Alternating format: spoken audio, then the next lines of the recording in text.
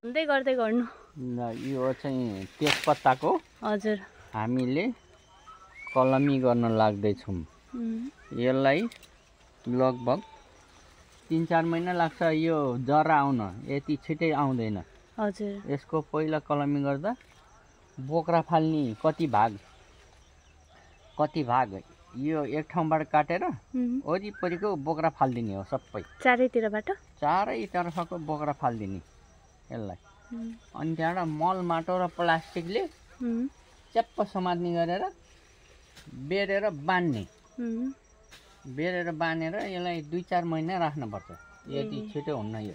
हजुर यो लगभग खास चाहिँ यो असार साउनमा हो रोप्ने। हजुर अब यो जरा चाँडै आयो भने त्योभन्दा चाँडै पनि रोप्न सक्यो। ज्वरो आएको नआएको थाहा पाइन्छ। हजुर ज्वरो आयो भने यो सर्छ, ज्वरो आएन भने यो सर्दैन। यसरी यसको वरिपरि यसरी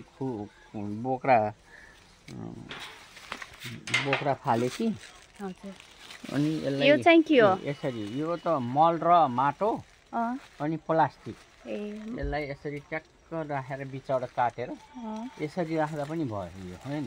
दुईतिरबाट राख्न मिल्यो यसलाई। त्यो चाहिँ ढाकिनु पर्यो काटेको ठाउँ। दुईतिर ढाक्नु पर्यो यो। ठ्याक्क माझा राखिदिनु यसलाई। यस्तो हुन्छ नि, हेर्नु डोबो यसरी। अनि ठ्याम्म यहाँ बाँध्ने हो यसलाई। यसरी बाँधेर राख्ने यहाँ। हजुर राख्ने त्यसपछि यसले आफै ज्वरो हाल्छ अटोमेटिक।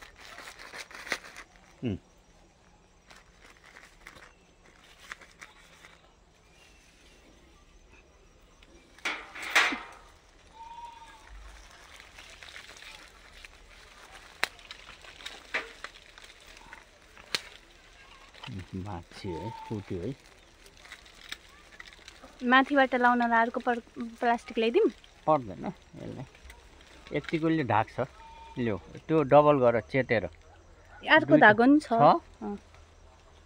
तर पातलो छ, त्यसले पहिला मोटामोटी गर्नु।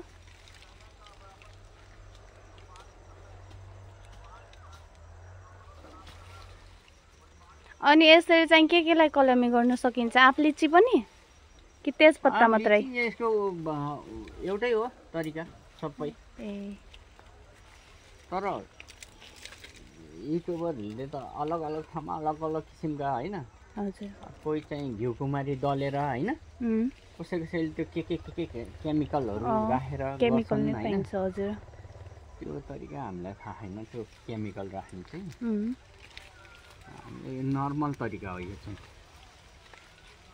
नर्मलसँग हामीले यसलाई गर्न सकिन्छ।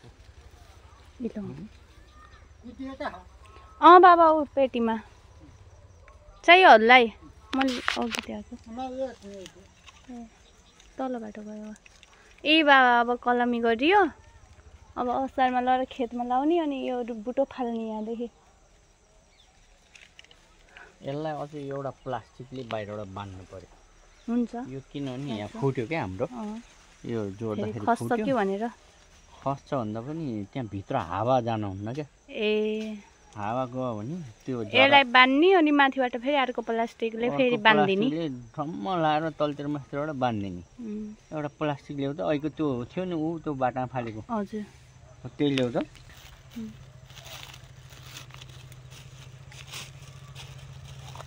आज कता गएछ त पुग्न।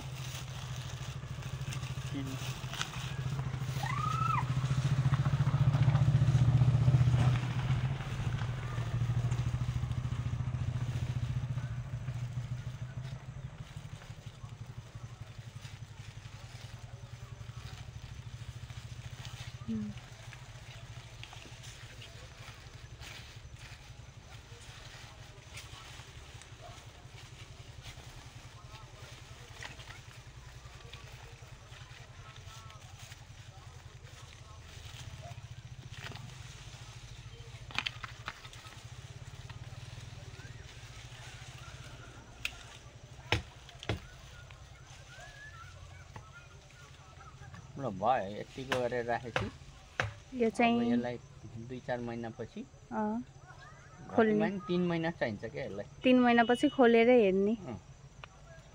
खोलेर महिना हेर्ने।